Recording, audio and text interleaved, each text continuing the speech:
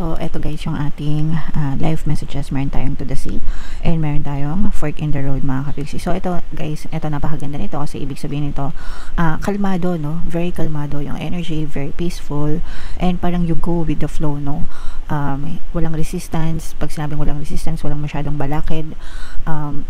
Umaayon kayo sa agos ng buhay, no? So, you go with the flow mga kapiksi and parang hinahayaan nyo lang na si universe ang mag-move sa inyo mga kapiksi towards the right direction. Okay? So,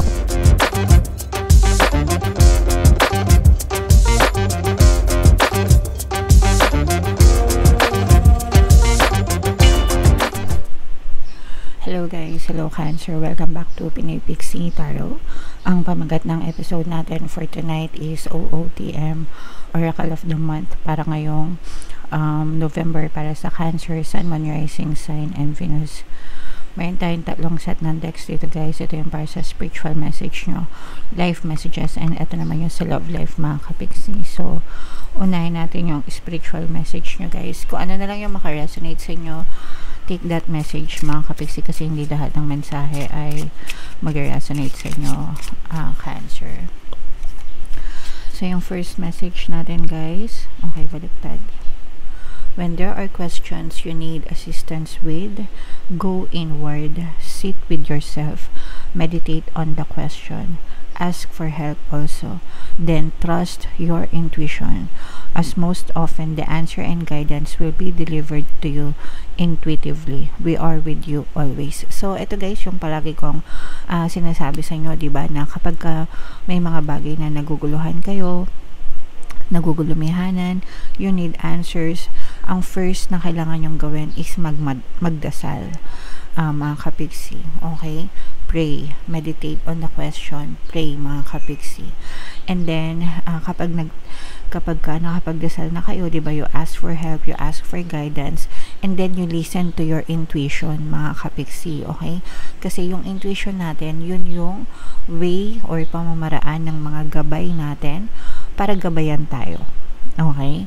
Kaya sila tinatawag na gabay, yung mga spirit guides, kasi ginagabayan nila tayo every step of the way, even dun sa mga desisyon na kailangan natin gawin sa buhay para hindi tayo mapahamak, okay? Para hindi tayo maligaw ng landas, or para makapag-desisyon tayo ng the best para sa atin mga kapiksi. Kasi so yun yung pamamaraan nila para maggabayan tayo guys. Kaya you can never go wrong kapag nakinig ka sa iyong intuition, mga kapiksi. Pero ang pinaka-importante syempre, unang-una is magdasal muna. Okay?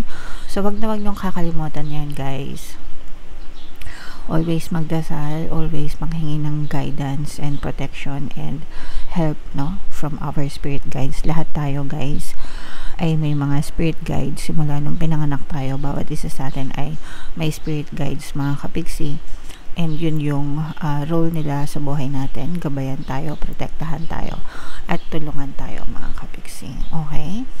Alright, so sana naintindihan nyo. Pero 911 yan guys, no? Yan yung kumbaga libre yan, libre, unli. Di mo kailangan ng load, diba, para tumawag or magdasal. So samantalahin nyo guys. Okay?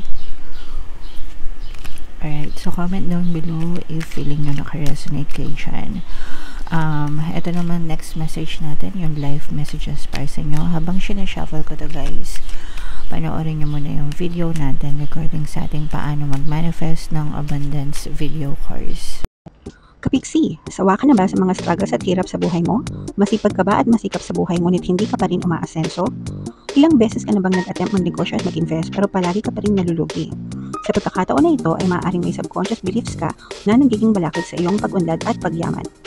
Introducing, paano mag-manifest ng abundance video course. Dito ay matututunan mong ma-overcome ang mga balakid mo para tuluyan ka ng umunlad, umasenso sa magana, maging matagumpay, successful at maswerte sa iyong kabuhayan, pera, trabaho, negosyo sa lapi at kaperahan ng bonggang-bongga. Dali, mag-send na ng email sa pinoypixietarot@gmail.com at simulan na ang iyong pagyaman ngayon. Alright, so sa lahat ng nag-avail ng course, sa lahat ng gusto mag-avail ng course guys, meron tayong paano mag-manifest ng abundance video course, paano mawala ang third party at magkaroon ng harmonious na relationship, paano pabalikin si ex-revice breakup. Sa mga interesado guys, mag-send lang kayo ng email sa pinoypixietarot@gmail.com. So, eto guys yung ating live messages. Meron tayong to the sea and meron tayong fork in the road mga kapigsi. So, eto guys, eto napakaganda nito kasi ibig sabihin nito, kalmado, no? Very kalmado yung energy, very peaceful, and parang you go with the flow, no? Walang resistance. Pag sinabing walang resistance, walang masyadong balakid, umaayon kayo sa agos ng buhay. No, so you go with the flow mga kapiksi, and parang hinahayaan nyo lang na si universe ang mag-move sa inyo mga kapiksi towards the right direction. Okay, so kung mapapansin nyo, hindi ko alam kung napapansin nyo guys, ito yung image ng card. Yan, meron siyang mukha. Ayan, nakikita nyo ba guys? So, ito yung sinasabi sa inyo that the universe is guiding you, na hindi kayo pinapabayaan mga kapiksi. So, kumbaga dinadirect kayo sa tamang landas ng buhay nyo. So, yeah, very important na magtiwala tayo kay universe, magdasal, universe God, guys, yun yung ibig ko sabihin, no? Kasi generic term yung ginagamit ko dito sa ating channel. So, when I say universe, I mean God, okay?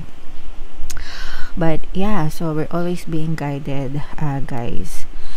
And another message naman para sa inyo is eto guys, no, yung meron kayo mga kailangan pagdesisyonan, at least yung iba sa inyo, maybe not all, pero maaaring meron kayong kailangan pagdesisyonan ngayong November sa inyong pamumuhay or kung ano man or kung saan man.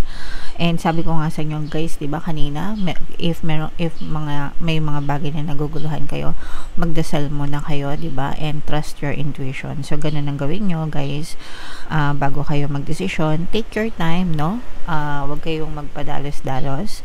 Take your time, timbangan nyo yung pros and cons, yung mga advantage and disadvantage ng sitwasyon.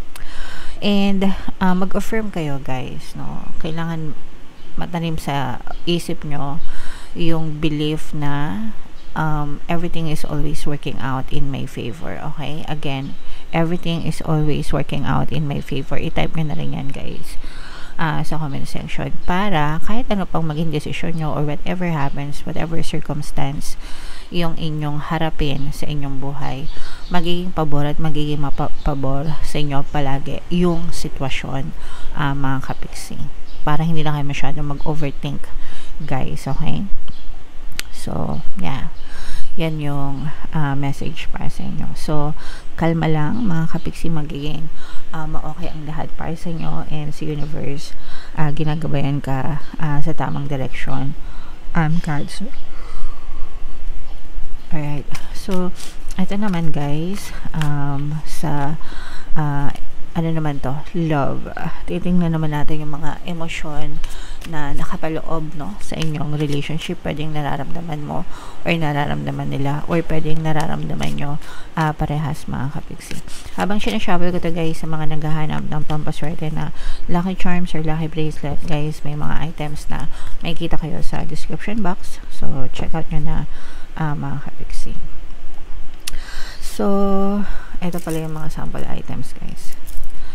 So eto guys, pwedeng nararamdaman nyo, nararamdaman nila, mga kapiksi, pwedeng magkabaliktad, okay? Or either or, I mean, hindi lahat magre-resonate, pero ito yung mga emotions. Ito yung overwhelmed. Ibig sabihin nito guys, parang nalulunod kayo dun sa relationship, parang hindi kayo magkanda o gaga, no? Probably sa mga responsibilities. I'm sensing na pwedeng ano rin ito guys, no, applicable ito dun sa mga kapiksi natin na parang one-sided or unrequited yung relationship, no. Ibig sabihin, you are doing more and giving more kesa dun sa partner mo or specific person, or pwedeng magkabaliktad kayo, no. Pero yung isa sa inyo parang give ng give, yung isa take ng take mga kapiksi, okay? And kayo, parang ang dami-daming, parang nalulunod kayo na ang dami-daming yung responsibility sa relationship, hindi lang sa relationship, especially kung mag-asawa na kayo, nagsasama kayo, parang ikaw lahat, parang feeling mo, dehado ka, parang ganun, parang feeling mo, 90% galing sa'yo, 10% yung galing sa kanya, mga kapiksi. So, parang hindi balance ito, guys. Parang feeling mo, nagugulangan ka, parang ninanakawan ka or naabuso ka at to some extent, mga kapiksi, okay? Pero imbis na matuwa kayo dito sa relationship na to, parang pabigat siya sa inyo. Parang imbis na, di ba, nagre-relationship tayo para sumaya, para kiligin, ma-inspire, pero eto kabaligtaran kasi parang in a relationship nga kayo, pero mabigat. Excuse me. Mabigat, no? Mabigat para sa inyo, guys. Okay. So, yung iba sa inyo, ganyan yung nararamdaman. Yung iba naman sa inyo, sobrang kilig naman, guys, no? Yung iba naman sa inyo, merong mga partners na very supportive, guys, no? So, ito kabaligtaran kasi ito guys, nararamdaman ko na parang wala, parang invisible yung person nyo, lahat kayo. Pero ito naman, very supportive ng partners or specific person. Parang sinusuportahan ka niya sa lahat ng ambisyon mo, sa lahat ng goals mo, pwedeng nagtutulungan kayo, ganyan. So, this is the exact opposite nito, guys.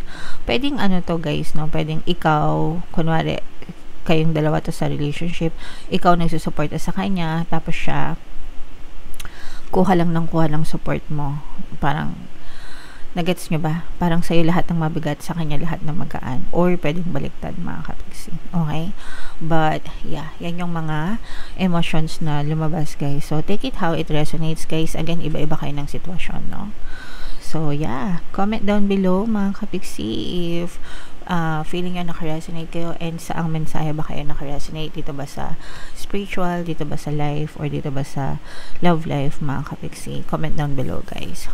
And ito yung ating 2026 kapalaran. Panoorin nyo na. Ito naman yung ating success stories ng paano mag-manifest ng abundance video course. Click here to subscribe, guys. Thank you for liking, sharing, and subscribing. Excuse me. See you next time. I love you all. Have a nice day. Bye-bye.